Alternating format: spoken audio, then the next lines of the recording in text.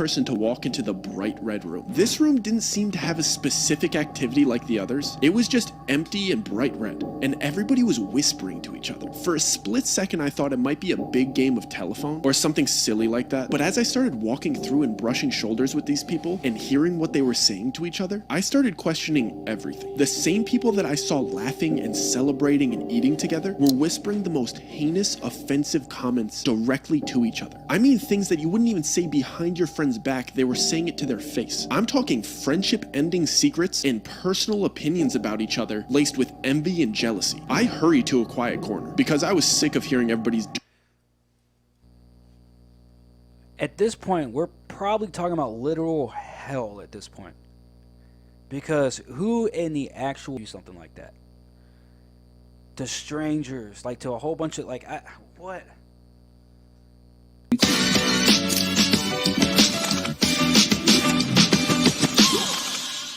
Stuff. Now that we got that out of the way, we're gonna get right to this because this is basically like everything I talk about on this channel ever since its inception, ever since I've started it from the jump. Because I don't really want to call it conspiracy, but because the word is overused. That's the only reason why I don't want to use the word conspiracy. Brian Tyree Henry, which is someone who, that's why I tweeted this out yesterday and said, I mean, I've always known that he had to drink the Kool-Aid, or that he did drink the Kool-Aid once Eternals came out and we knew the character that he was playing. Once that happened, I was like, all right, we know what it is. We know that he drank the Kool-Aid, he took the bait. We know what pill he took, I guess you could say. You guys want a reference? Go to Matrix. But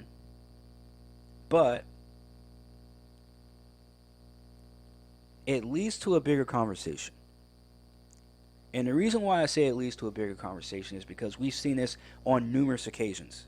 And it's funny how people and no disrespect to whoever this C Supreme character is on Twitter, but no disrespect to whoever this is, but it's so many people just like this person. It's like, oh man, they got him too, they got him. It's like, well, y'all should have been paying attention back when he was in these other movies, back when he was actually, again, no fault to them, I get it.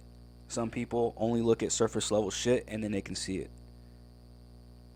Others, like myself, you can kind of see it coming with certain roles that they take, certain avenues that they go in their careers, certain things that they say in these interviews or during rollouts for their films or TV shows or upcoming games. And when they even tease at suspending you for saying some truthful shit, you fold. You straight up fold like a lawn chair. Now this leads to the bigger conversation. The conversation that everybody tries to avoid. But I saw this video yesterday, and I didn't watch the whole thing because I said, you know what?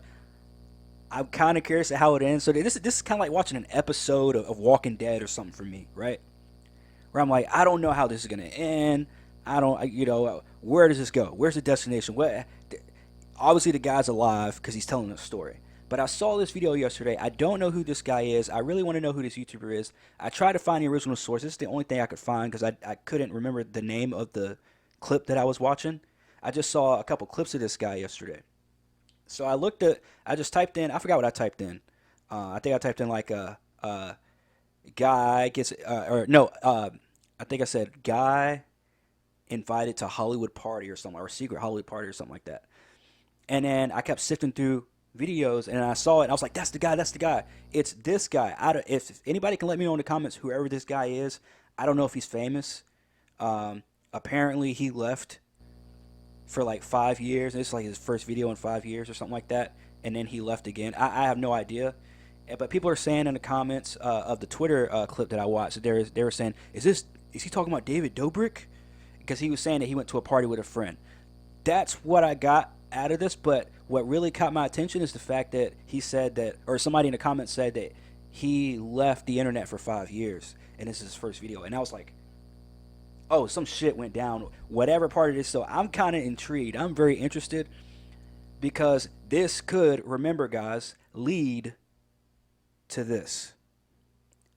I am very interested in trying to figure out what is going on in Hollywood. Why are these people going crazy? And another reason why too. I mean, we're talking in the midst of the Nickelodeon Dan Snyder stuff. Which again, shout out to Adam. We did a live stream a couple weeks ago, and I had him talk about the Nickelodeon stuff because he's been on it for years. He was telling us when we were freaking teenagers about Dan Snyder and Nickelodeon, and we were just brushing it off. We were like, "What? Okay, I mean, I guess, yeah." And then you see all the stuff now. You see everybody coming out now talking about the doc. I didn't see the documentary. I didn't really care to watch it. I don't like watching that kind of stuff. But hey, look, man, it's it's some very, very weird stuff going on in Hollywood. And what has your boy been telling y'all all this time? Exactly that. And then the other day on Twitter, I saw the Amanda Bynes stuff. I saw this whole little clip, and it was playing like the sad music. You know, that mainstream sad music they want to play nowadays in these little reels. It's the same 5 songs that they play in every freaking reel. But it was a reel on Instagram of Amanda Bynes and her, basically like the evolution of Amanda Bynes in front of our eyes, and then it gets to where she is now. If you guys seen her now, she looks horrible, completely horrible. But if you look through the clip, in the middle of one of the clips, in the middle of the clip, it's again, I don't like seeing that kind of stuff, which is why I avoid those kind of documentaries and stuff like that, just because I already see it in movies and stuff, and I think that's enough for me. I don't really want to see the reality of that stuff, like murder and all that. Not really. She didn't murder anybody. I'm not saying that. I'm just saying. But she's in a chair and like wrapped in like a sheet, and you can't, like, she can't see anything, and the sheet is even tied. So they tie everything around the sheet, and they're just rolling her into a fucking loony bin. And I'm just like, holy fuck. Like, again, you see it in a movie, you're like, okay, it's a movie, whatever. But you see like an actual person, let alone a celebrity that you watched, pretty much grew up with through like TV, in that kind of state, and it's just like, what the fuck, man? Right? So, again, this could lead to that. I'm kind of curious.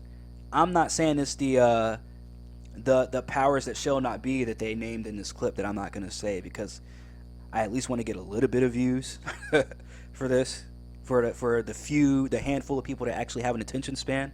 But I'm not going to go that far and say that it's them, because again, I haven't heard this yet, but we're going to get into it.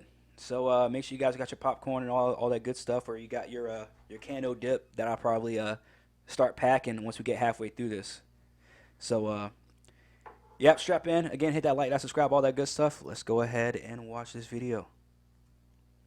The more it helps me, the more stories I could get to you. So liking and subscribing, just absolutely backflip onto that subscribe button if you don't mind. This story I dropped a few months ago, and it didn't get any traction when I initially started dropping it, and then it started to blow up on Facebook a month later after I had already abandoned it and moved on. But a lot of people demanded another part, so this is going to be the full story of the society with an extra part at the end. I'm so happy people have started enjoying this. I really appreciate it. Enjoy. Right off the bat, though, the self-proclaimed psychologist in me wants to say that just right off the bat, I kind of feel like maybe this story could not be true, or because it seems like he could be coming off of it in a disingenuous way. Again, I don't know who this guy is. Maybe he's got some kind of cred in the space of at least, YouTube. I don't know. Or I guess influencer space. Maybe not YouTube specifically. But again, just saying like, oh, I'm so happy that you guys like this. It's like, bro, if you went through something traumatic, that's why whenever I see... Never mind. So this story is the reason I stopped making content for 5 years. You guys remember when all those Vine stars and skit Instagrammers moved to LA in like 2015-ish? So I wasn't a huge creator at the time, but I was there and around it all as all of that stuff was happening. I moved from Chicago to LA 3 weeks after high school with like $2,000 in my pocket that I saved up working at Steak and Shake. With this other... See, that's how you know it was back in the day. It had to at least have been like 10 years ago. Because moving to LA, moving to California in general with only $2,000 in your pocket, good fucking luck.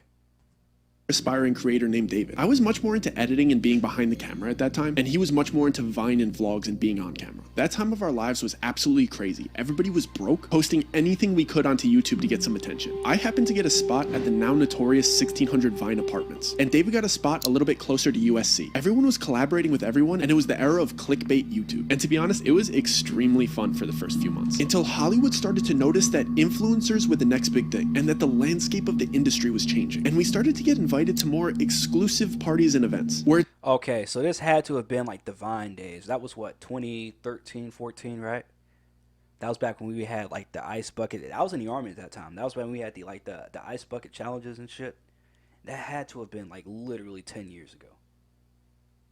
It seemed as if old Hollywood was almost grooming new Hollywood. And there was rumors of this one gathering that was happening on a monthly basis, where it seemed like anybody that got invited saw a massive jump in their numbers, secured huge brand deals right after attending. But apparently this gathering worked on a buddy system. Someone had to vouch for you and bring you as a guest. And by blind luck, me and David ended up getting invited. Some talent agents saw me and David shoot a silly skit at a random party. He didn't invite us that second, he just told us that he saw something special in us and took our contact information. And listen, people do that all the time in LA, but this guy had a different feel to him. He wasn't trying to convince us he had connections or hype himself up like everybody else does. He was just super calm and had a sharp way of speaking that demanded respect. He was extremely brief, and after getting our numbers, he just said, "Look out for the invite," and walked away. And this is where it gets weird. I never gave this guy my address, I only gave him my number. But I ended up getting an invitation by letter. And at the time, I thought that that was so cool. But in retrospect, as an adult, looking back at it, that alone was a huge violation of privacy and a major red flag. But at the... Whoa, wait. So...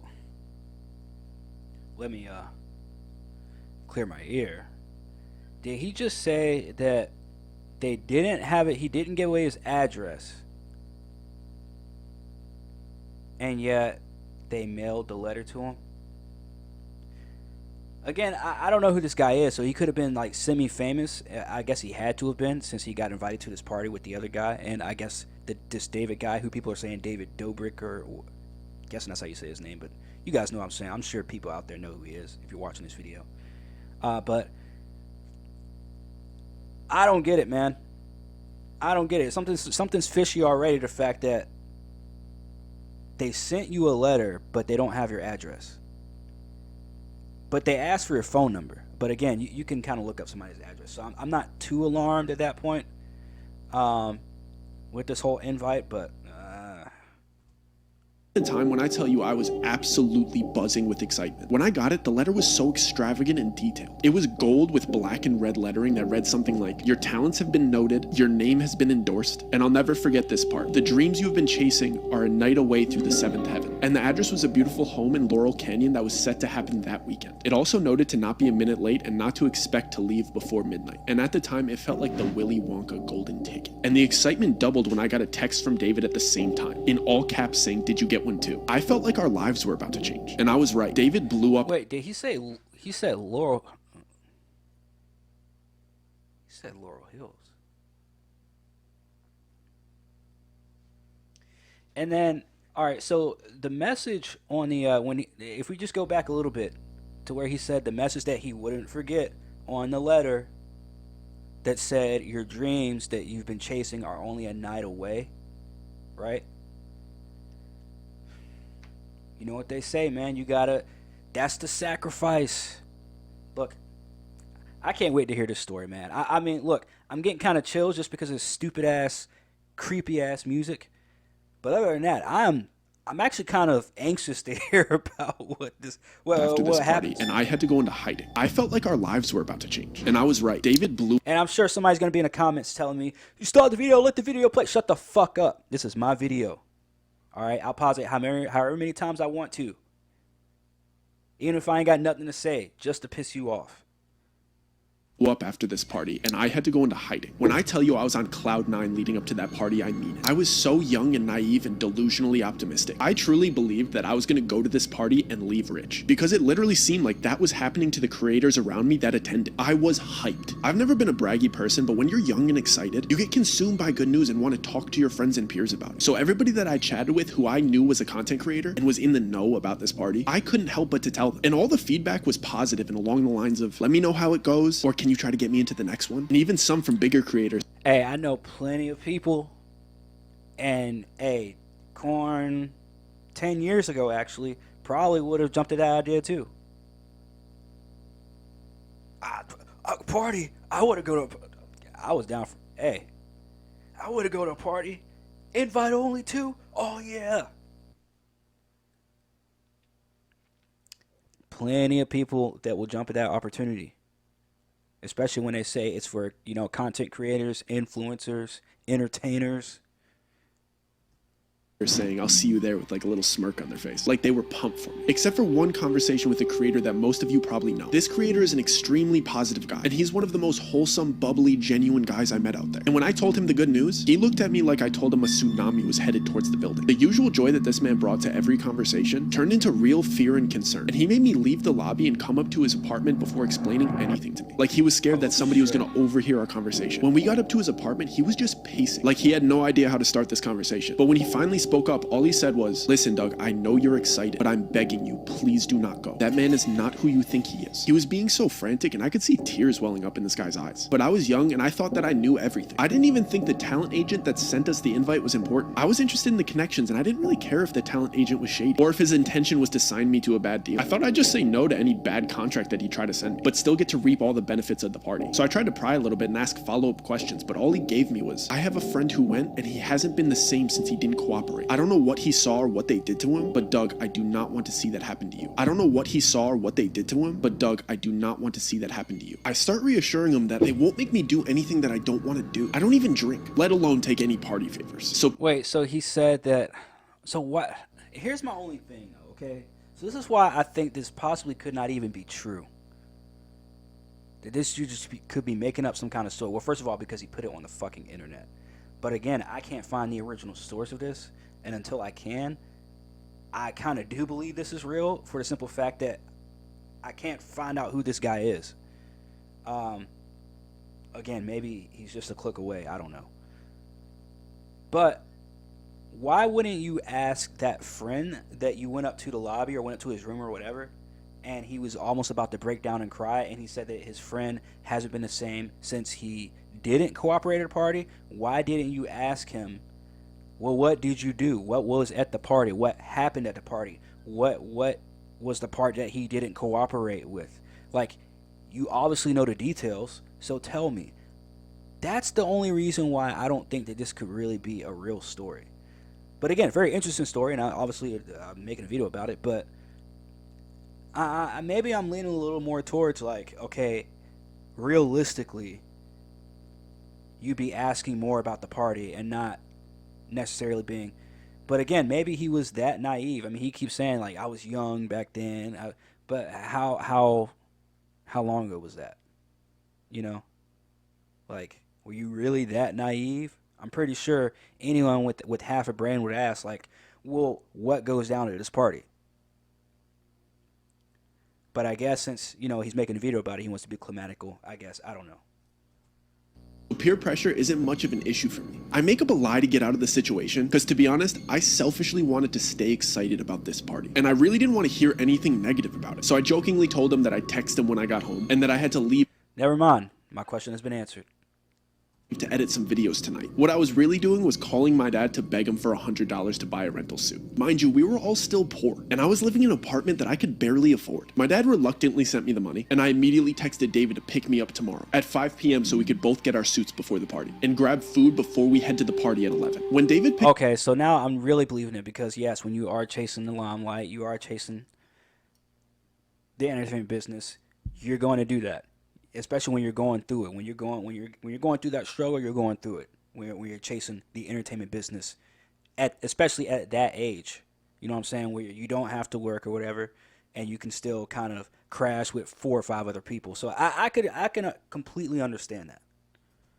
Picked me up the next day, he was so excited and in such a great mood that I had to hide my concerns from him, at least while we were shopping for the rental suits. I had to manufacture excitement because David always has his camera out, and I wouldn't just be spoiling the mood, I would be ruining the content that he was trying to record. So I went along with it throughout the shopping process. Our plan was to drop his car off at my apartment, walk to the In-N-Out Burger on Sunset Boulevard, eat, and then change into our suits in the bathroom and hop into the Uber, so we didn't smell like burgers. When we finally sat down to eat, I took that opportunity to bring up the warning that my friend gave me the day before in his apartment. I told him everything that he said to me and how scared he looked when he said it, and that I was feeling a little bit worried about going to this party. David cut me off before I even got to finish my sentence and firmly said we're going, and then went on a rant about how my friend is a jealous clout chaser and that he's just salty that his content isn't good. Yo.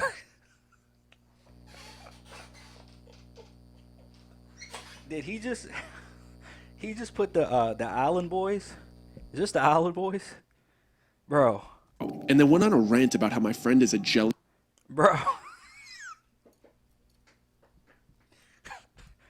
He put the Island Boys as the jealous friends for the picture, bro. What the actual fuck? Clout chaser, and that he's just salty that his content isn't good enough and would never be invited to something like this. He said it in a half serious, half joking tone like he always does when he wants to get his way. Then he finished off by guilting me and saying, "Doug, don't ruin this opportunity for us. Please just get through this party for me." I'd never heard anybody talk about my friend that way, but I'd known David for so much longer, so I trusted his judgment. So I nodded my head and called the Uber. We changed in the bathrooms and hopped into... See, look, man, I always like to say, like, you should always be your own person. But again, when we want to come up, like, when you're that age, I think he said he was, what, 19 or something like that? 18, 19? It's like, when it's your boy, like, your boy that you trust, like, no matter what, like, you would bury a body for it type of boy, like, if he's like, yo, look, man, we gonna go to this party first, like, you do trust him. You do trust him. So you're like, man, fuck, I got a bad feeling about it, but, you know, at least I'm with my boy. You know what I'm saying? So, damn, bro.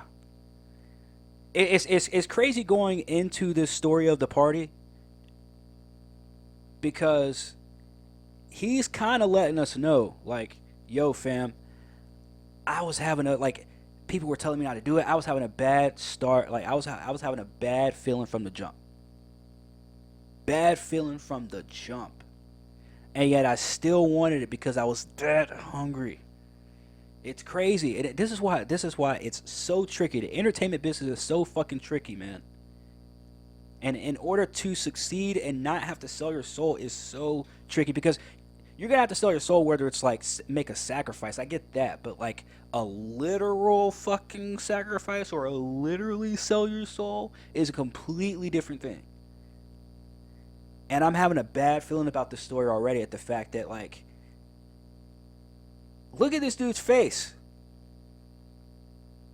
Look at his eyes, bro. Like, he's like, bro, I'd fucking damn near sold my soul. And he's having to relive it and tell this story. And this part right here where he's saying, I had a bad feeling about it, but I trusted my boy. Fuck. After he told him he had a bad feeling about it. Damn, bro. To the Uber, and David starts recording again, so I have to pretend to be excited again. But once we got off the side streets and started driving up Laurel Canyon, I started getting anxious and internally panicking. If you're not familiar with Laurel Canyon, it's filled with beautiful homes, but at night it's extremely dark and borderline freaky, especially when you consider all the history with the Manson murders in that area. Part of me feels like we're dropping ourselves off into a setup, but once we arrive, all of my worries get washed away. That's to tell you everything. There were Manson murders up there. I've heard some stories about Laurel Hill, but I totally forgot about the Manson murders. Like, that should be a fucking red flag right there. And also, well, it's California. I mean, that should, but you're already there. So. We pull into the driveway and this house is beautiful and extravagant. And everyone waiting in line to walk in is smiling and laughing and friendly. So I get excited again. At the door, they take our phones and have us sign an NDA, which isn't uncommon in house parties like this in LA. And they give us a mask and a name tag with funny aliases. My mask looked like a bear and David's looked like a bird. It's one of those. Fuck, man. It's one of those.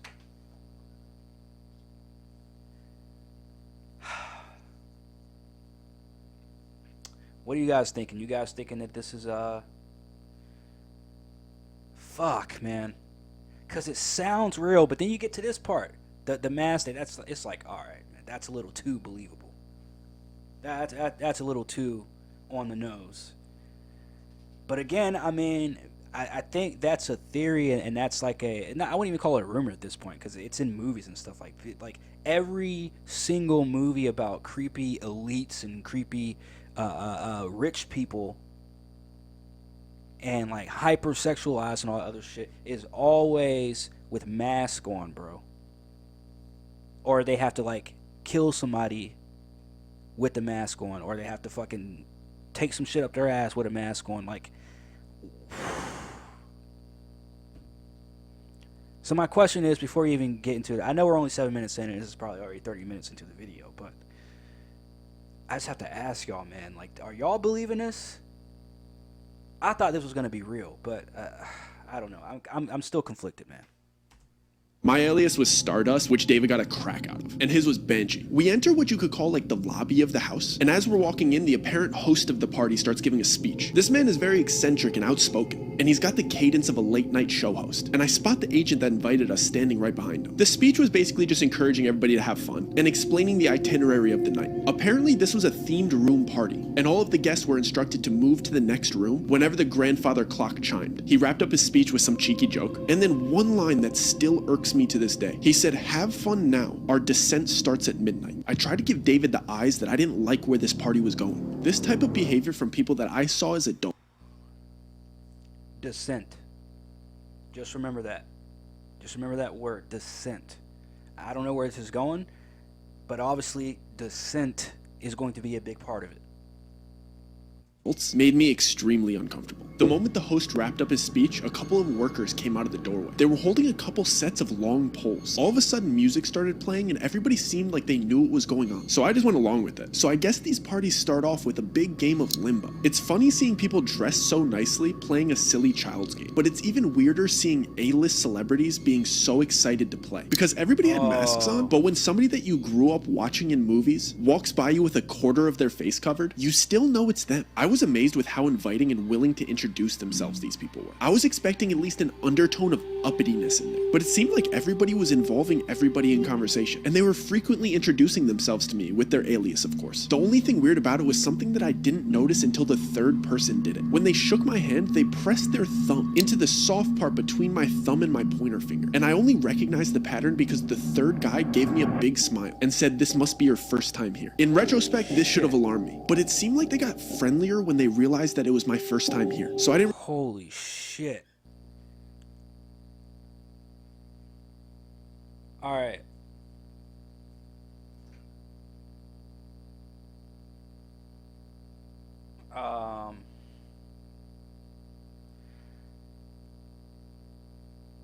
Bruh. This is probably real.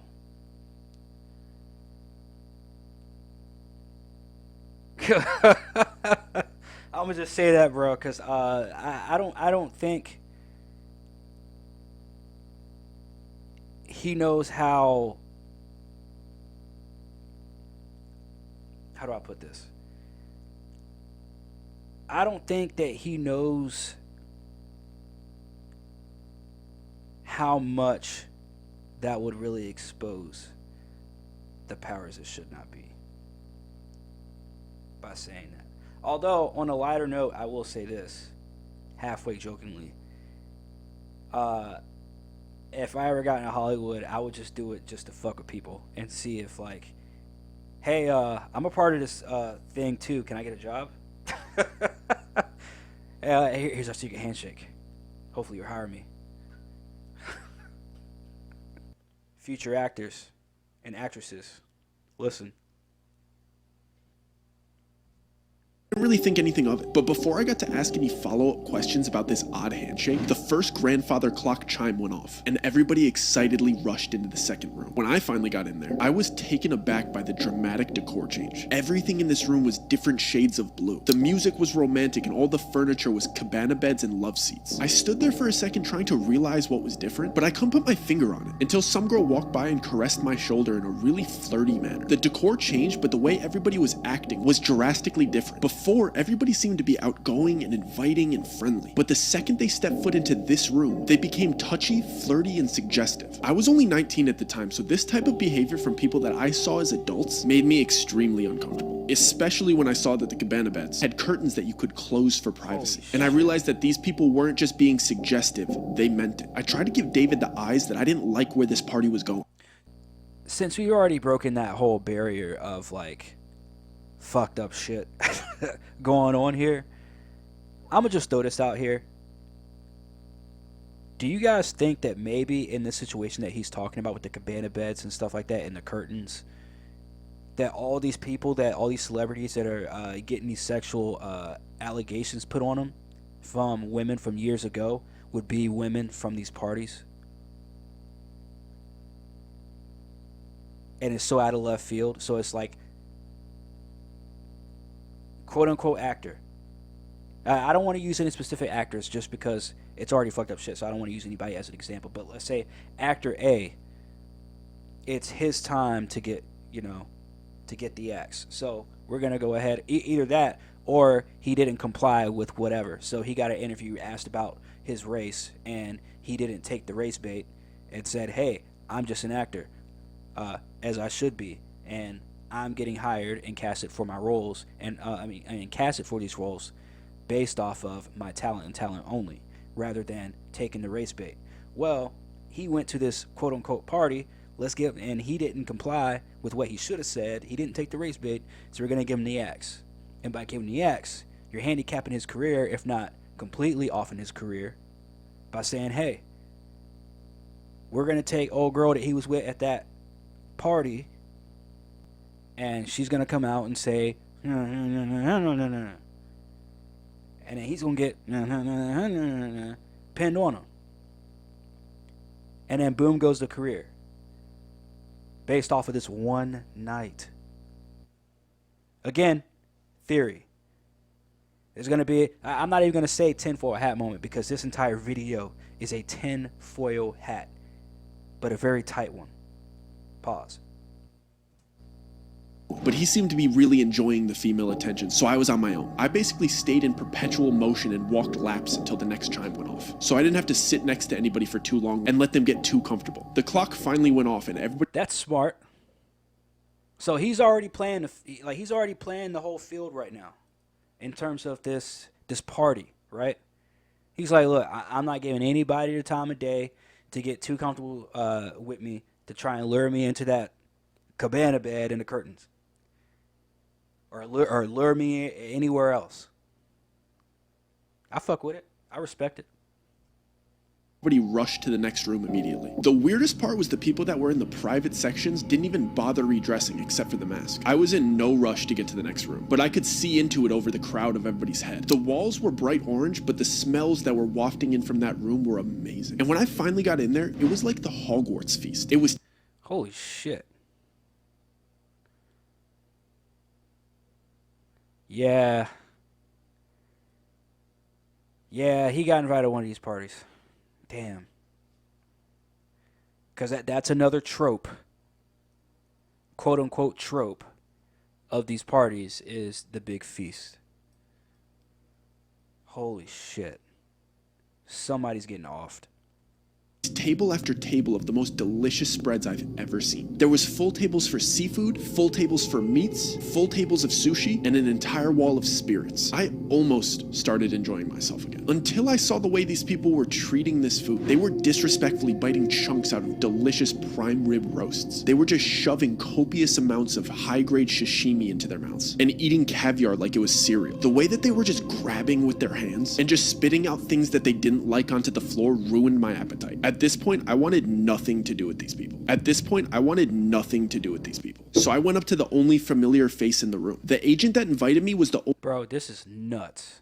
This is fucking nuts. Because a normal person, like this Doug guy, would ruin your appetite. And I have a very strong stomach. I can sit there and watch somebody bleed. Well, that sounds horrible for me to say. Sit there and watch somebody bleed and still eat. But I was trying to say that. But I can sit there and watch a show where somebody's bleeding. You know, I can sit there and watch a horror movie and still eat. You know what I mean? Like, I'm good. But, again, when it comes to, like, other people eating and spitting on the floor and all that, like, yeah, right there at your feet, too, when you're trying to eat, or at least want to somewhat eat, and people are eating with their feet, yes, you're going to lose your appetite, period. So, he's a real dude. He's a real dude with real emotions. And I assume, as we can see, he's sitting right here making a video about it. He made the right decision in the end, but how far does he get? only other person not eating. So I approached him and lifted up my mask. Into the party, how far does he get? Not in life, in case anybody's... I'm not saying how far does he get. I'm talking about the story. The party. So he'd recognize me, considering we'd only met one time. Before I even got out my greeting or got my mask halfway off my face, he abruptly pressed my mask back into place and sharply said, "Mask stay on till the 6th room." He did it in a way that seemed like I was embarrassing him for not knowing the rules. So to ease the tension, I jokingly replied, "So we're only halfway there, huh?" He didn't laugh or make eye contact. He just dismissively replied, "I encourage you to engage in the festivities. A slow drip is better than a flood." He started to walk towards the door as the clock chimed for the next room, like he knew was about to go off. I didn't like that interaction at all. He's the one that invited me here, and he seemed to have no interest in talking to me. I just kept going over what he said the entire time while we were in the next room. This room was yellow and basically just a casino. I wanted to talk to David privately and let him know that I wanted to leave, but he seemed to just be caught up in the momentum of the party. Plus, there was a roulette table in the room, and David's freakishly good at roulette. So at this point, the winning streak that he's building is the center point of the party. I can't fully focus on what the agent said to me because I have to pretend to be excited about David's winning streak in a fake casino where you're not actually winning money. And like clockwork, the chime goes off. The entire party starts rushing to the next room again, and the vibe changes dramatically. This music is fucking killing me, man. Like, it's making it... I mean, this is very creepy, yes, but it is making it seem like way, way, way creepier than... Like, come on, man. It's way too dramatic. But... I don't know how you guys are feeling right now, but I am definitely feeling kind of uneasy at the fact that it's supposed to be his boy, and his boy is completely ignoring him and wanting to do roulette and wanting to do everything under the sun rather than listen to him and his concern of wanting to leave the fucking party. Last person to walk into the bright red room. This room didn't seem to have a specific activity like the others. It was just empty and bright red, and everybody was whispering to each other. For a split second, I thought it might be a big game of telephone or something silly like that, but as I started walking through and brushing shoulders with these people and hearing what they were saying to each other, I started questioning everything. The same people that I saw laughing and celebrating and eating together were whispering the most heinous, offensive comments directly to each other. I mean things that you wouldn't even say behind your friend's back, they were saying it to their face. I'm talking friendship-ending secrets and personal opinions about each other laced with envy and jealousy. I hurried to a quiet corner because I was sick of hearing everybody's... At this point, we're probably talking about literal hell at this point. Because who in the actual fuck would do something like that? To strangers, like to a whole bunch of, like, what? This is some, look, man, maybe I need to have Hunter Salazar. Maybe I might need to have a conversation with him again about this, because maybe he has more insight on like what all this stuff.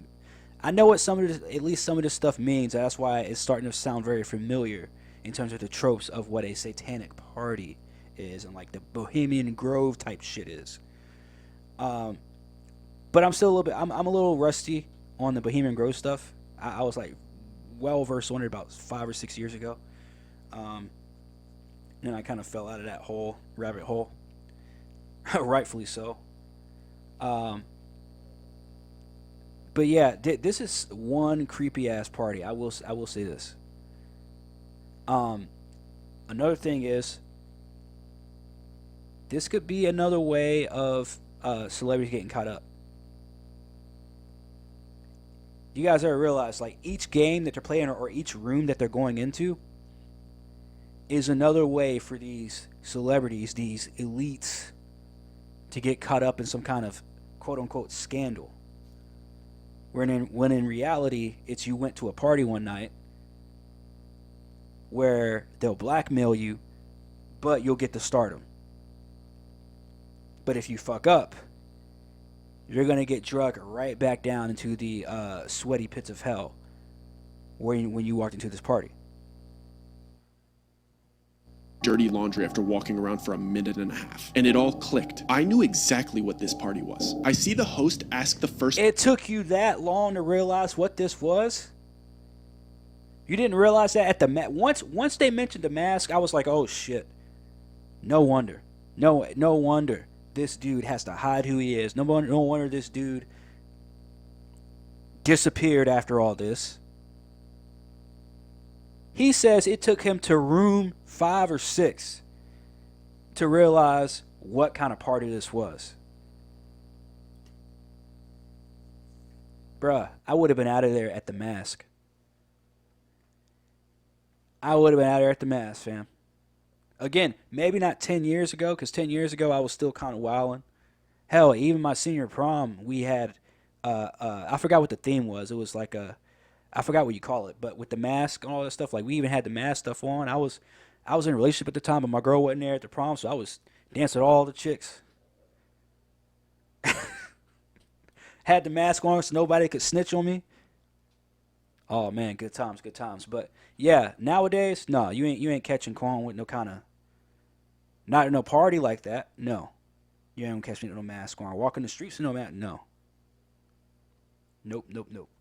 first person in line a question before having them repeat something that he said. When I tell you I am done with this party, I'm absolutely not doing that. All the dots start connecting in my head while everybody's being horrible to each other around me. I'm trying to recap the whole night and remember the order of each room to solidify my suspicions, but the chime for the next room goes off. This time, everybody gets eerily quiet and calm, like they got all of their venom out. The host of the party announces for all of the newcomers to come to the front. All of the attendees form a single file line in front of the next room's door. There's about 10 other newcomers in front of me and David, and the agent that invited us is standing to the left of the door, and the host of the party is standing to the right. The host has a pile of books on the table next to him. I see the host ask the first person in line a question and then grab a book based on his answer. He would present the book to the person and place a diamond-shaped metal symbol on top of it before having them repeat something that he said. Whoa.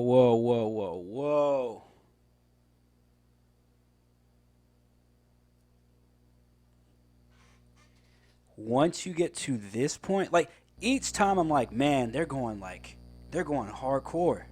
Like I thought they were going hardcore at the mass. Then you talk about the dinner thing, the little dinner party thing. Then you get to the room of Russian roulette and people acting crazy. It's just like, okay, now we went from this random activity to now fucking gambling.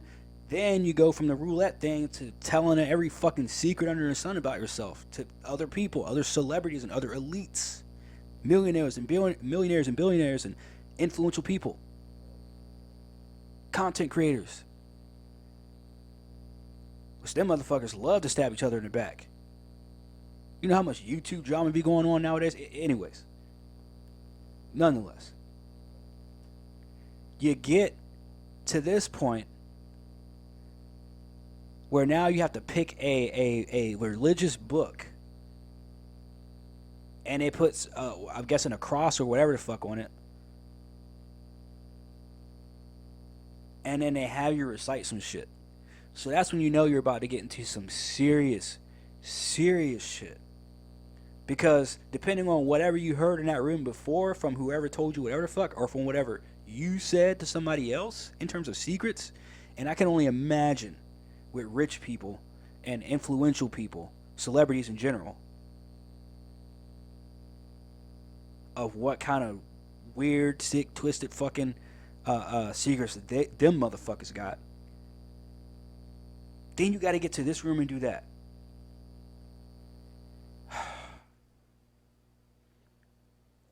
I'm like, bruh. Well, thank God that this is what broke him. Then he'd take their mask Better late than never, right? off and let them enter the next room. I couldn't make out exactly what he was doing until there was only 2 people ahead of me in line. The books were Bibles, Qurans, Torahs, and so on. He would ask the person, and which one is yours? Whichever they chose, he'd grab it and place the metal symbol on top of it. He'd have you put your hand on top of the metal symbol and then repeat, I am my own God, I bow to nobody but myself. When I tell you I am done with this party, and I whip my head around and I tell David I am absolutely not doing that. David whispered back in a joking tone like he always does, dude, it's just a party, who cares, I'll see you in the next room. And he skipped me in line. See, this is why I'm glad that I grew up religious. This is exactly why I am glad I grew up religious. Because even though I'm no longer religious, I still have my faith, I still have my morals, my beliefs, I still pray and stuff like that, but I in no way, shape, or form am a Christian. But I'm glad I grew up as one. Because I was taught to look out for shit like this. And even then, even as a Christian, like, it depends on pretty much who raised you, to be honest. And I was told by my parents to look out for shit like this. To look out for signs where they use the Bible in ways and other books of religion in ways and the cross and all this other stuff in different weird ways. Man, I'm glad I learned that shit as a kid. And it didn't fall on deaf ears, because Corin probably would have been in this kind of position, trying to chase the limelight and entertainment, and would have gladly been this David character, telling a Doug, who's supposed to be my boy, oh dude, don't mind that, just go ahead, it's just a book, it's just a. Well, you don't even know what kind of friend are you to not even know what the Bible or any of these other books mean to Doug right here. Like, what kind of fucking friend are you? Let alone his boy, the one that he said that he trusts. Jesus Christ, man. This generation is fucked. I don't know, he might be a millennial. Actually, no, I don't think he'd be a millennial, because if he was 19, no, he might be. I don't know. To show me that he'd do it first to make me feel more comfortable. He went through with it and giggled his way into the next room. It was my turn, so I tried to play it cool and whisper to the host, the fact that this dude giggled and went into the next room, again, given that this is true, or assuming that this is true, yeah, we wonder why we have so many weirdos in Hollywood now. They don't have any morals. They don't have any fucking values. You pay them more money, the more that they will fall to their knees and continue to suck. The fact this guy, he said that his homeboy giggled and went into the next room after doing some serious shit like that.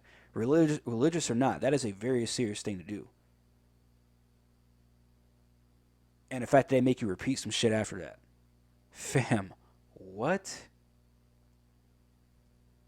Do you mind if I skip this part? It's making me a little bit uncomfortable. I thought he'd subtly break character and reassure me that this is just a party theme and it's all good. Instead, he whispered back to me in a really kind tone. Of course, man, don't worry about it. Just take your mask off and turn around. I was relieved for about a split second before the agent that invited me here grabbed my arm and started guiding me towards the exit. And I see that everybody that was behind me in line is staring at me straight-faced. I look back at the host and he's standing up and loudly shouts like he's starting a chant. The price was not paid. And then everybody in line that was staring at me chants in unison like they knew exactly what to do. Remove the profane. And they repeat it over and over until I'm through the exit door. The price was not paid. Remove the profane. The price was not paid. Remove the profane. So the agent just walks me to the closest door. He doesn't even walk me to the front of the party and out the front door. He just puts me out into the backyard. It's 4 a.m. My friend's still inside. I don't have my phone. So I decide to walk around the...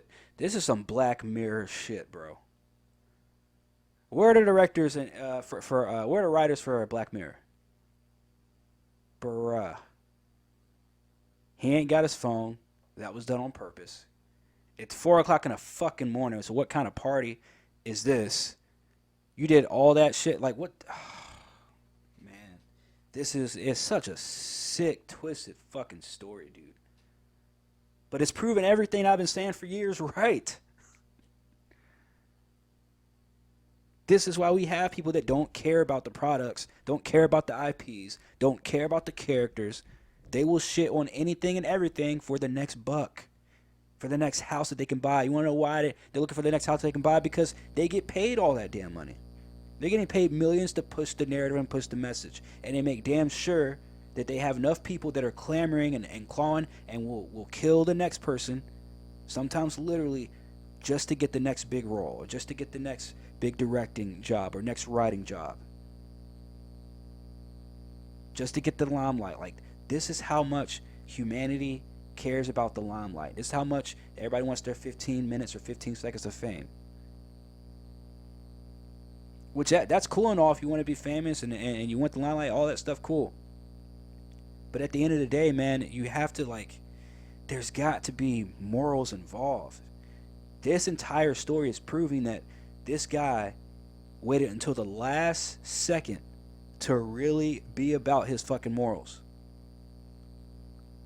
I'm doing this video to continue to get this message out there, to continue to get this guy's story out there, so that people can see, hey fam, you don't need to go that far. Don't make the same mistake this guy made. If you got morals and you stick by those morals, stick by them. You got opinions that you feel very strongly about, you got hills that you would die on, stick by them. It took this guy 6 rooms, room number 5 or 6, for him to say, oh man, I'm just not going to, that's a deal breaker right there, I'm just not going to do it. I mean, rightfully so. It got to some real religious shit, some real, like, groundbreaking, like, internal spiritual shit for you to realize I can't go any further. Thank God he stopped at that point, because then there's really no turning back once you get past that point. Not like old Giggles, old Happy Feet going in there in the next room. Crazy shit, man.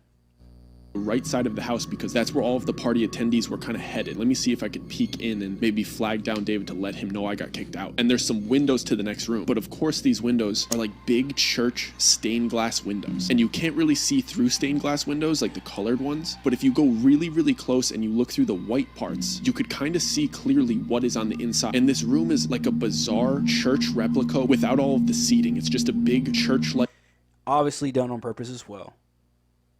Windows blocked out, painted over.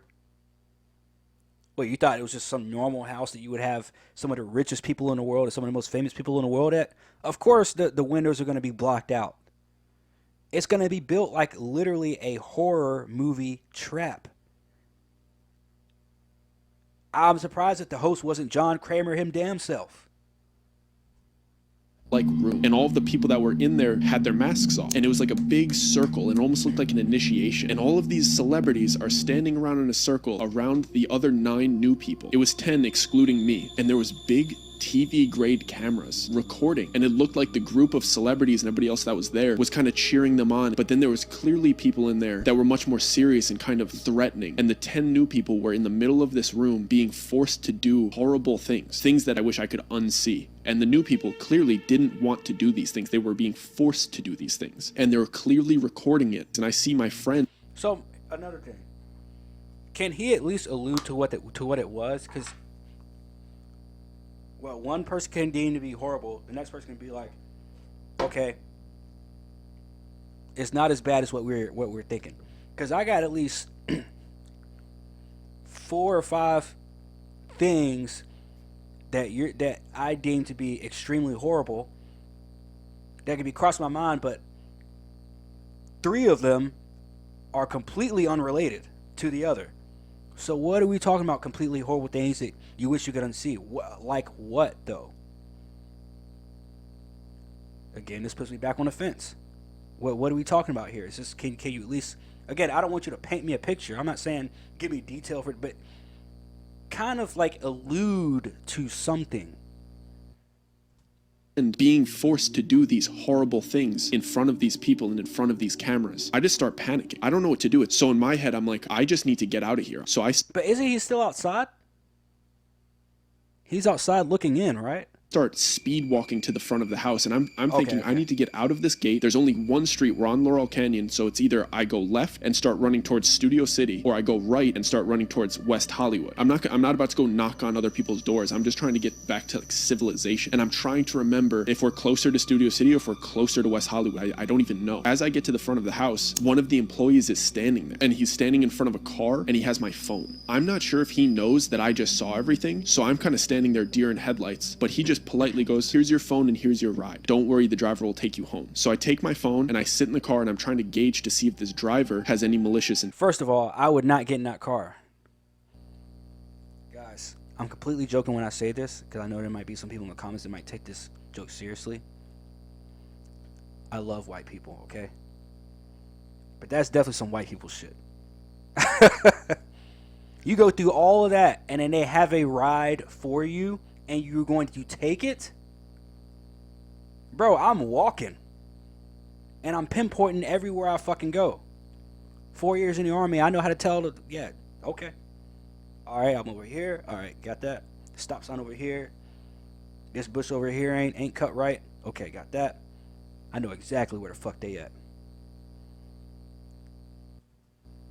Intent, but he doesn't seem to. And within the first 3 minutes, I know that they don't think I saw anything. They were just getting my stuff prepared and my car prepared to take me home, because they're under the impression that I didn't see anything too bad, and I got kicked out before any horrible things started happening to people inside of this party. So I get in the car and I'm checking my phone. My phone was fully charged when I got here, so I don't know what they did, but my phone won't turn on. I have to sit through this 30-minute car ride. One of my best friends is back at this party getting mistreated and recorded doing horrible things, and I can't tell anybody. So I get through this 30-minute horrible suspense-filled car ride, thinking about all of the people that were so nice to me inside of this party, and the whole intent of this party was to butter me up to get me to do these horrible things. And when I finally get back to my apartment, I run upstairs, I plug my phone into the charger, and the first texts that come through are from my friend Joe. And I completely forgot that my friend Joe was coming to visit me. He was coming on a little mini vacation, and I was going to play tour guide and show him around the city. So now I'm thinking I only have like 4.5 hours to sleep before I have to go pick up my friend. Oh no.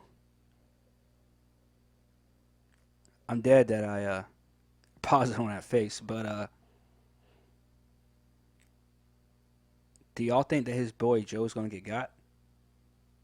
From the airport, and I still don't know if my other friend is okay. So I'm blowing up David's phone because he's still at this party, but I set a timer so I get to the airport to pick up my other friend. So I barely get any sleep. I drive to LAX to go pick up Joe, and I drive him back to my apartment, and when I'm coming back in... Oh, I was gonna say, I'm glad he said it so fast, because I was gonna pause it and I was gonna say, watch his friend Joe not make it to the airport.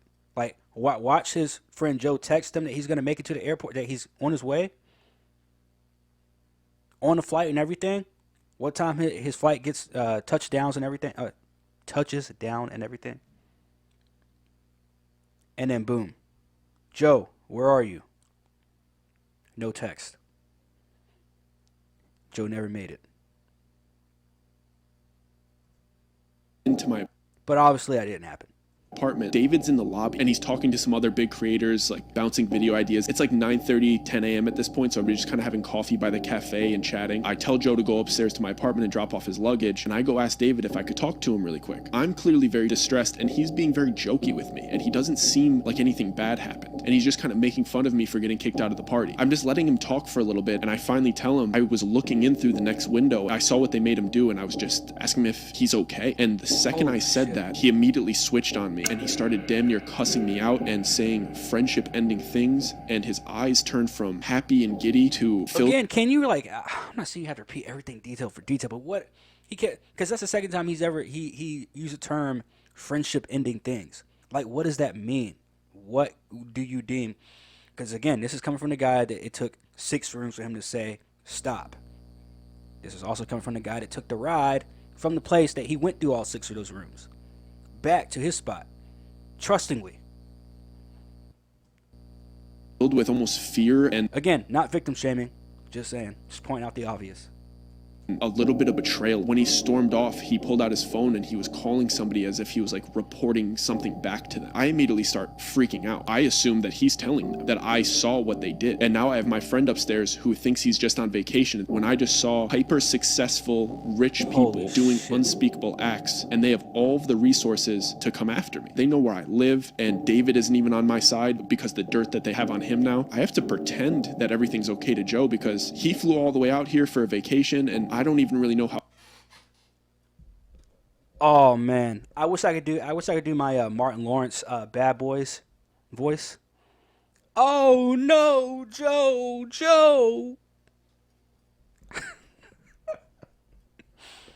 Cause now you caught Joe in the crossfire, man.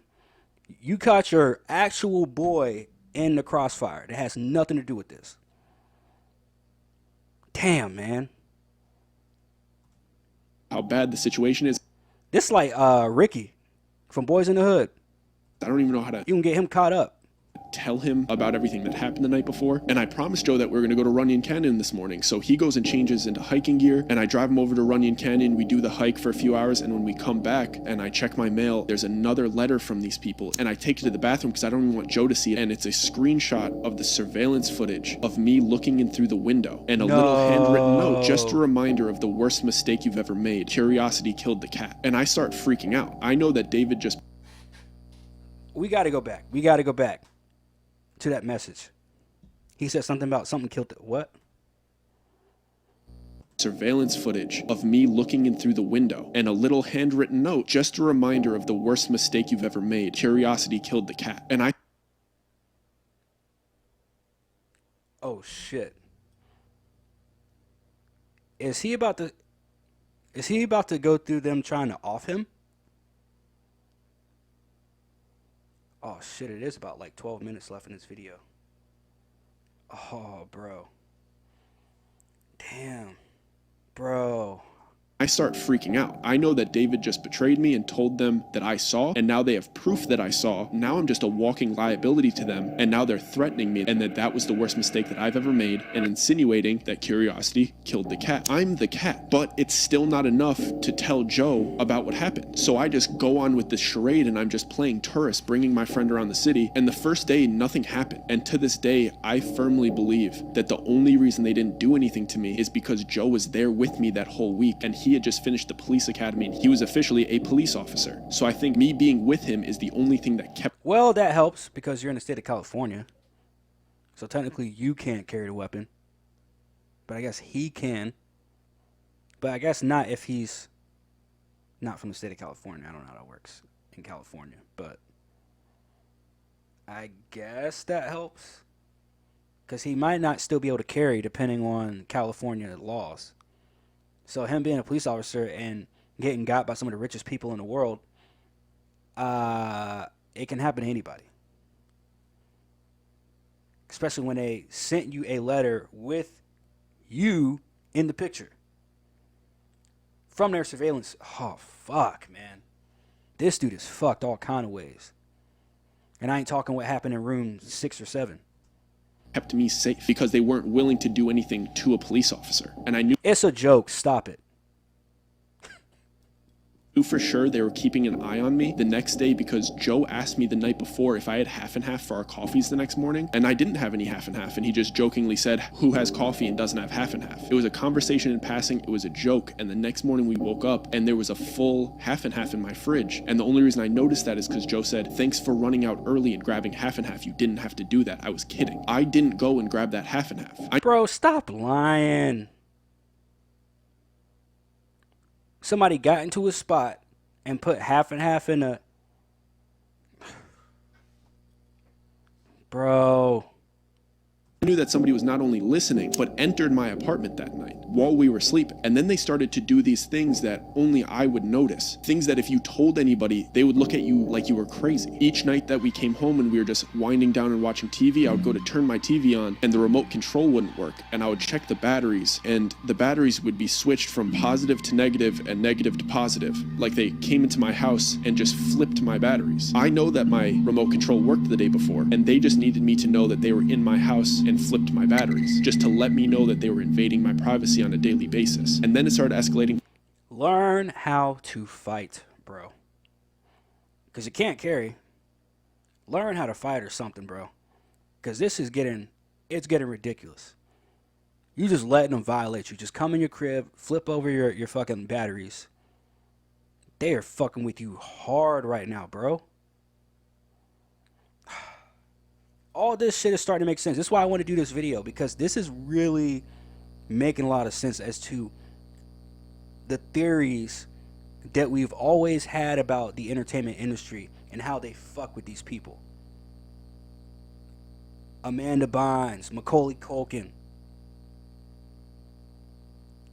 I'm pretty sure the Logan Pauls of the world have gone to these parties and probably still do go to these parties. Hence why they're in the positions that they're in. The LeBron Jameses of the world. When I would take Joe to lunch, or we would pop to the grocery store, or we would go to the movies, and we would come back to the car and my left blinker would be on. They would just open my car and put it down, and every time we would come back to the car, my left turning signal would be on. It happened like 6 times. How can I tell anybody that somebody broke into my car and turned my left signal down? It's something that only I would notice. And I can't tell Joe because I'm not trying to scare him, and it's also something that I don't even think. Now, this is the part where you don't get into the car and you don't drive it. Because this is the part where, fuck. Which celebrity said that they, that he thought they were trying to, fuck. It was the dude from, fuck, it was one of, it was either the dude from, I don't want to get the show wrong because then I'll get the actor wrong. I can't remember his name. The white dude, the blonde haired dude, but I can't remember whether he's from the show Suits or like House or something. Fuck. I can't remember. But there's a celebrity out there that it was a story, I want to say in like 2017 or 18, where he basically came out and said that he thought that that Hollywood was trying to kill him. Or like either like his director or producer, somebody was trying to kill him because his brakes were cut. And he was on like his last straw with whatever movie he was shooting. And it was some crazy ass shit. So this is, again, advice to you. Don't get in that car and drive it. He would take seriously. He would probably say, you probably hit it down when you were stepping out of the car. And then things started to pick up. They started to do very specific things to me that weren't just by chance. We came home one day and I locked the door behind me like Well, the batteries weren't by chance. And the turning signal was not by chance. So, I mean, they've already passed that threshold, fam. I was doing every time because I was super, super paranoid. My apartment door lock just locked swiftly. My apartment door lock doesn't lock swiftly. I would have to like press into it and jiggle it and force it to lock. And it's been like that since I moved in. And it had this sharp little nub on the front that I would feel with my thumb every single day. And one of the days we came home and it just smoothly locked and the nub wasn't there. So they were letting me know that I can't even lock them out. But how do I tell anybody that they're doing this to me? Because they would just say the apartment was probably aware of it and changed it. And I still wasn't able to tell Joe because I would think that... Well, you at least tell them so that at least you can have that on record that the apartment complex said that they did. Then you install cameras on... I don't understand why you don't even install cameras at this point. Especially, I'm sure that you're the same pops that sent you the $2,000 or whatever you needed will send you some money or will order you a couple security cameras to put around your spot to see who's fucking with you. Or if anybody's fucking with you, because this could be a thing where you think this stuff's happening to you, because you do hear about that too.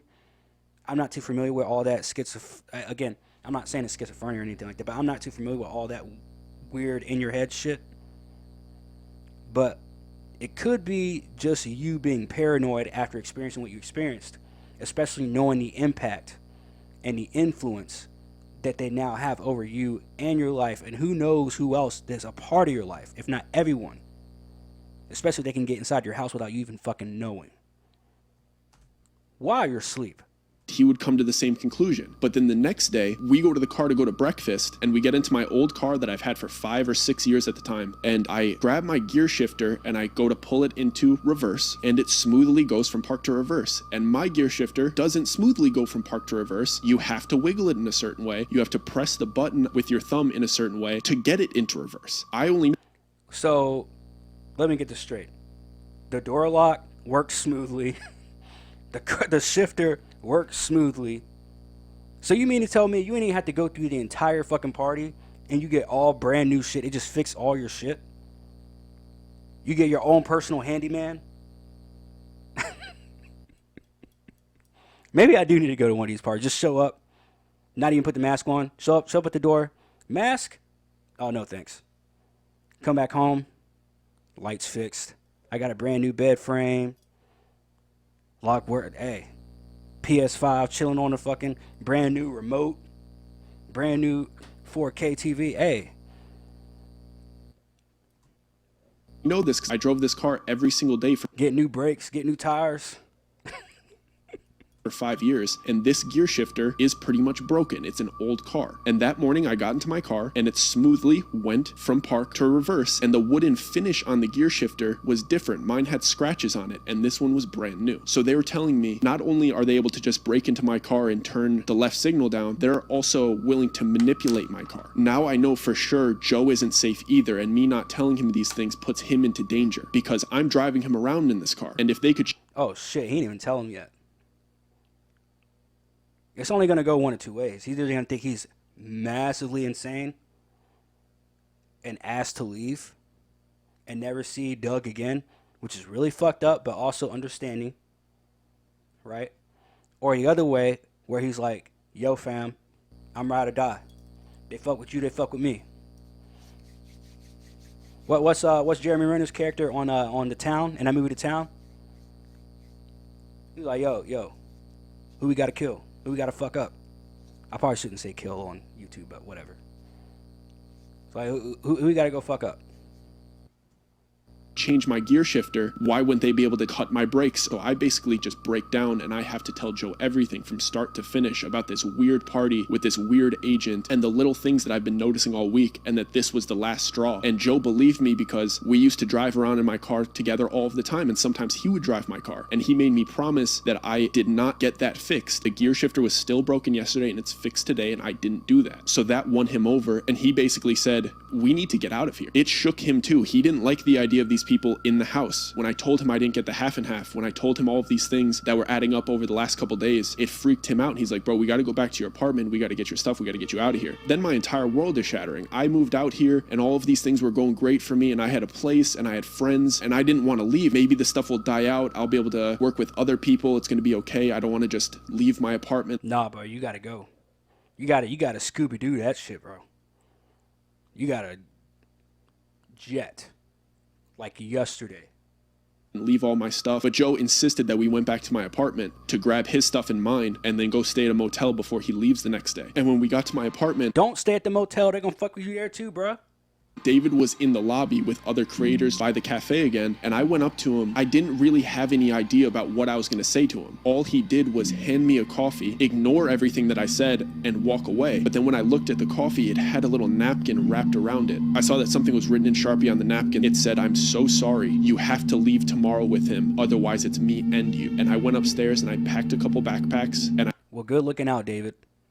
That's the least you could fucking do. Fucking Judas. I left LA the next morning with my friend and I never went back. Joe and I rushed out of that city as fast as we could. I packed as much of my stuff as I could and we just started driving. We were both genuinely scared for our safety at that point. So we decided to skip Joe's scheduled flight and just drive to Las Vegas. And then we were just gonna fly home from there. There was something that just felt comforting about being out of the state. Not to mention Joe wanted a real briefing about what went down. Because I had just basically told him the cliff notes and begged him to believe me so that we could pick up and leave as soon as possible. For the first 2 hours of the drive, we primarily kept our heads on a swivel and just made sure that we didn't take any wrong turns to further extend this trip. There were a few cars that made me feel like we were being followed, but it was just my paranoia enhancing an A-type personality driver into a stalker. Once we were out of California state lines and into Nevada, we could both finally exhale. I felt real relief wash over me for the first time since I got kicked out. I wonder if they were following him. We stopped about 15 minutes into Nevada at a pit stop. We used their Wi-Fi to book a hotel for Vegas that night, along with the plane tickets for the next morning. Once we had our escape plan fully booked, Joe just started laughing and I couldn't help but just start laughing too. We shared a lot of crazy stories growing up and we always seemed this is like a horror version of Hangover, except without the alcohol and the funny shit. It's like, man, we made it out alive. Well, technically, Doug made out alive. Joe didn't really do shit. He was just caught in the crossfire. To find ourselves in sticky situations together. So it was just hilarious that his fun trip to visit me turned into this. It felt really good to laugh about it because it made me feel like it was finally over. We got back into the car to continue our drive, and Joe playfully said, "So you have 1 hour to explain to me why we're fleeing Los Angeles over some half and half and a gear shifter before we get to Vegas and we make this trip worth it." I realized how bizarre this whole situation must have looked from his perspective. He flew in for a fun vacation and arrived to see his friend in a crisis. As I started to explain to him the series of events, things really started to click for me, especially with his input as a police officer. I'm going to recap some of the events that I had already explained, but with the conclusions that we came to together. Clearly, the man that invited us to the party was a predator, and we were just perfect targets for him. We were young kids with enough of a following on socials to influence all of the other young creators in the area. We had just made a And y'all think I'm crazy about the Taylor Swift theory that I came out with. That's still on his channel, by the way. major change in our life by moving across the country, and we were completely isolated from our families who we could consult with about important decision making. And we were in a bad financial situation because at the time, just having a following on the internet didn't equal revenue. We were perfect targets to be indoctrined into a system where they could have full control over our budding careers. And apparently that's exactly what cult-like communities look for potential members. Not to mention, we were in LA trying to make a career in entertainment, and it seemed like he showed the picture of Logan Paul, but I'd say Pat McAfee as well. Didn't Pat McAfee try and throw his own quote-unquote friend Aaron Rodgers under the bus a couple months ago when he got slapped on the wrist by ESPN over the Jimmy Kimmel shit? Oh, y'all forgot about that, though. Like they held the key to our dreams. As I was explaining to Joe the invitation and how it showed up to my house, we came to the conclusion that this guy approaching us at that party was not a coincidence. He had to have been scouting us prior to the time that I thought that we just met by chance. The party itself was a trap as well. When I finally had the chance to process what he said to me about the slow drip is better than a flood, it really started to make sense. Each room was designed to slowly introduce you into giving into temptation and sin. Everybody there being so nice and inviting was clearly on purpose. Seeing all of these people that you've looked up to for years indulging in these temptations of each room and inviting you to join in with them is perfect peer pressure. You don't want to let your idols down, so you voluntarily engage in an activity in each room that just gets progressively worse and worse. And of course, they start with flirtiness and overeating delicious food. And of course, spirits, because those things are so easy to give into. But the temptations of the night keep getting worse as you go on. He wanted me to feel the slow drip, so when it was time to commit the heinous acts of the sixth room,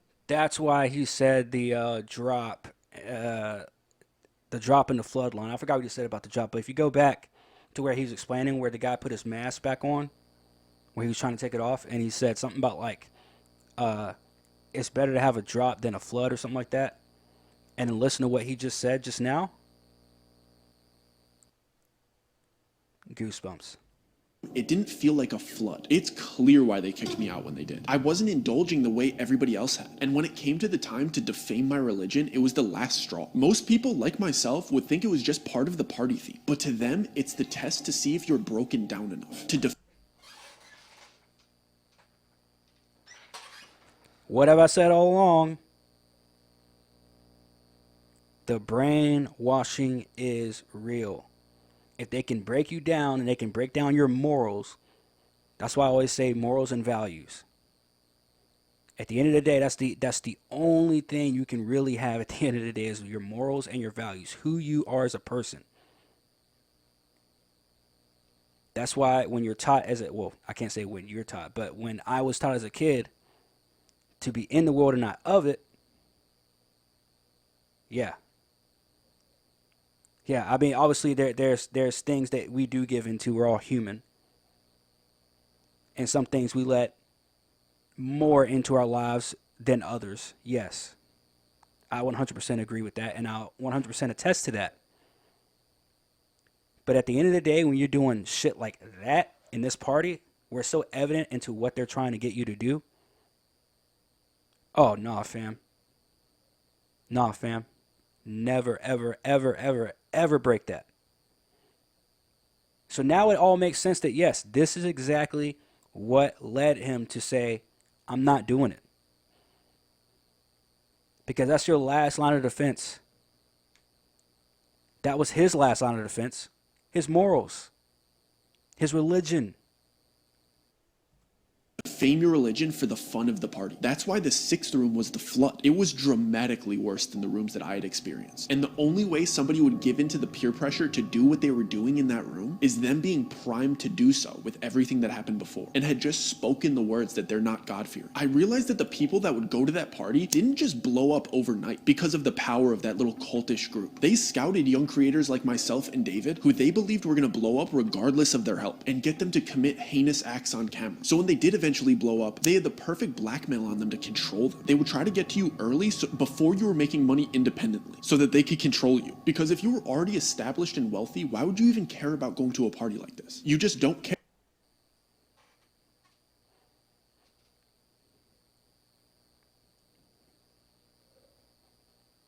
That's why, look, as much as I shit on Fresh and Fit, because of their demeanor sometimes and the way they go across people sometimes, and how full of themselves they are sometimes, the people in that sector are right when they start. That's why I kind of fuck with that whole space a little bit, because what's the one thing they always talk about? Being self-reliant. Multiple sources of income. Having your own income so that you don't have to get on your knees like these people. So you're not trying to, so that when you do get an invite to these kind of parties, you're like, no thanks, fam. Don't need it. Don't want it. You're not even tempted. That's why you have these independent creators out here that don't give a fuck because they're making real money in other avenues and are like, yeah, we can see through the bullshit. We can see what that's offering. This whole, you'll own nothing and be happy. Those are the same people that are going to these parties and are hippity hoppity giggly like his friend David in a situation. Care. It's too late for them to infiltrate your life. Do they help you with big collaborations? Yeah, but these collaborations are big. Bro, this dude keeps showing Logan Paul. Hey, he shows Logan Paul with the United States Championship. Like, come on, bro. Oh man, don't do my boy like that, man. Although he's very well a part of this group. Has to be. Off of fear and trauma. That's how they keep their group so tight. You can't get into this group unless you also do these horrible things. They kicked me out and let me leave because they thought I actually didn't see anything too bad. From the outside perspective, I had just gone to a cool A-list party in a beautiful home filled with beautiful people and amazing food. I couldn't say anything bad about it publicly without sounding bitter that I got kicked out. That's how groups like this need to operate. From the outside looking in, it has to look amazing and wonderful to be a part of. From the inside, they need blackmail that's so bad on you that you can never speak out against it without getting your reputation destroyed. It made sense why they went after me the way they did. They need to do things to me that only I would notice because they couldn't be seen openly harassing me. It would make them look bad. So they had to infiltrate my privacy and scare me secretly. I still don't know how far they would have gone to get me to leave the city. If they would get violent or try to get me to fall victim to an accident. But they Oh, dude, he would have been offed. He would have been offed, man. I'm so glad he got out.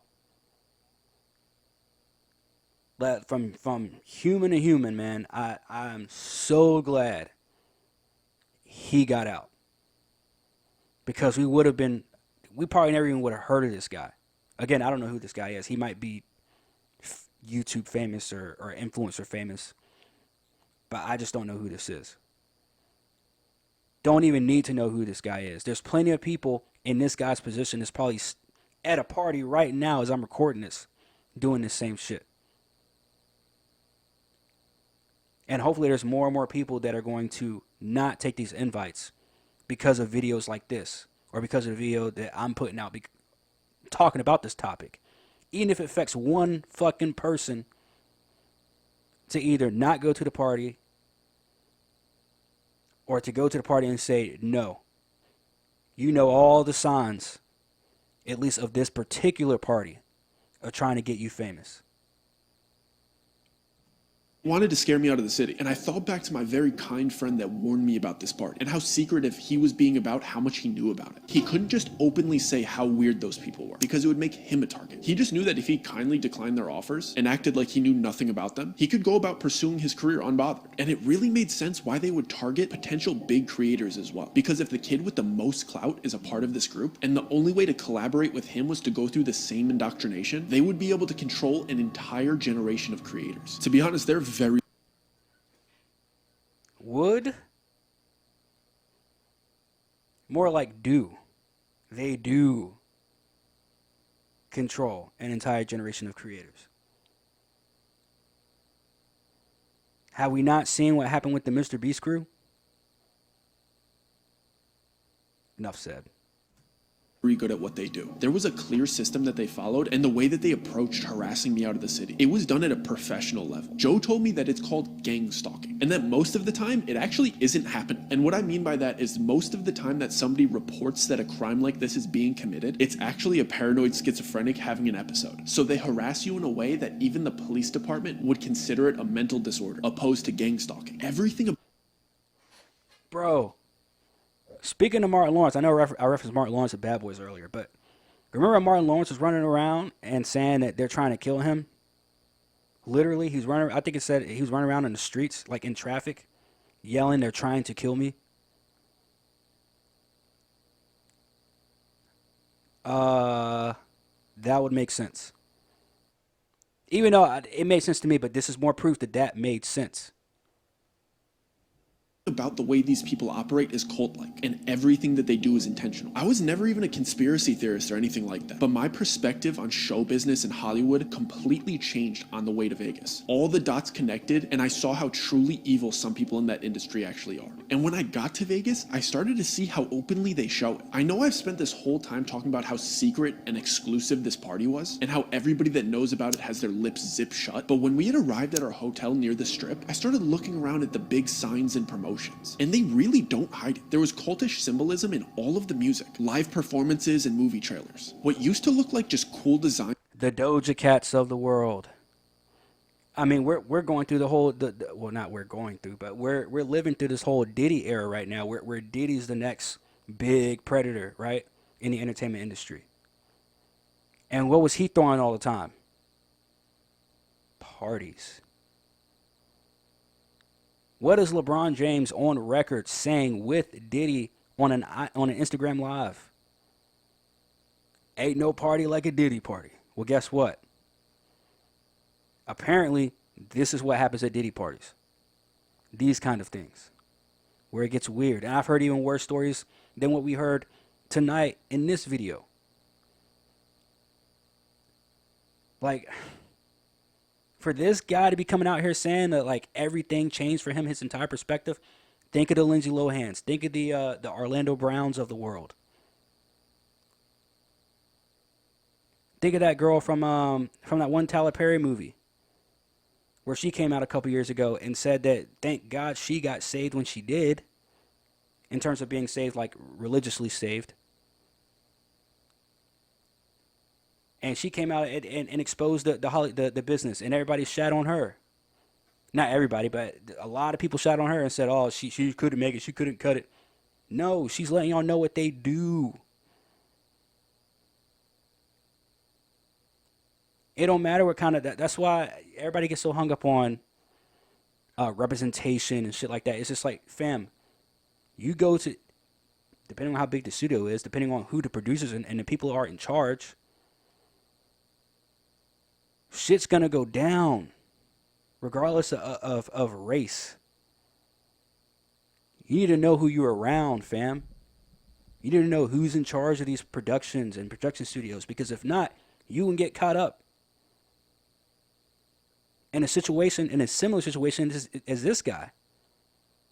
Or you're gonna turn into a Gerard Carmichael. Don't get me started on him. You think Brian Tyree Henry is sketchy? Gerard Carmichael comes out here in the open and does all the weird shit. Bro, if this story is true, it's some serious shit. And eccentric artists was blatant symbolism for what was actually going on. I will never look at showbiz the same after that. I'm extremely happy being an independent artist, safe in the middle of the country, away from those cultish hedonists. I never received another letter or heard from David again, but what I can tell you is that everybody that was affiliated with that group became massively famous, but everybody involved fell as hard as they ascended and have had even more massive controversies. And to anybody pursuing a life in the arts or social media, do not fall into this trap. They will promise you everything that you've ever wanted, but they'll take it away whenever they please. And I Bruh. Listen to what he said. They all got super duper famous and they all fell one by one. That's how much they control you. When you're out there yelling all these secrets and shit in that one room, and they all fell. promise you will hurt the people around you in the process. Welcome to the society. Guys, if you enjoyed this story and you want to Holy fuck, man. Actually, hold on. I want to know where this dude's at. watch more, I have plenty of full stories and episodes on the channel. We have the Stairs, the Giggler, and we got a couple more coming. So if you haven't subscribed already, I would deeply appreciate if you did. Of course, like this video. I'm an independent artist, so your likes and subscribes and comments mean way more to me than they would to... Okay, so apparently I'm watching like a third-party YouTube channel then. I guess I might just repost it. I don't know. I'm going to find out who this guy is because I do want to know more about what he knows. I don't know how big he is. I may have to come out of interviewee or interviewer retirement, try and reach this guy. No promises or anything like that. Because again, this guy could be like, he could have millions of fucking followers or subscribers, and then I wouldn't even be able to reach this dude at all. But again, I'm gonna see what I can do. That's again neither here nor there. I wanted to get this video out regardless, just to let you guys know what goes on. What I've been talking about for years, what we've been talking about on Comrades for years, in terms of some of the stuff that we've been talking about in terms of celebrities and the way the world's being controlled. Because I guarantee you, Hollywood's not the only place they do this shit. They're doing it on the other side of the world too. It's some weird shit going down, man. And everything that I've talked about on this channel,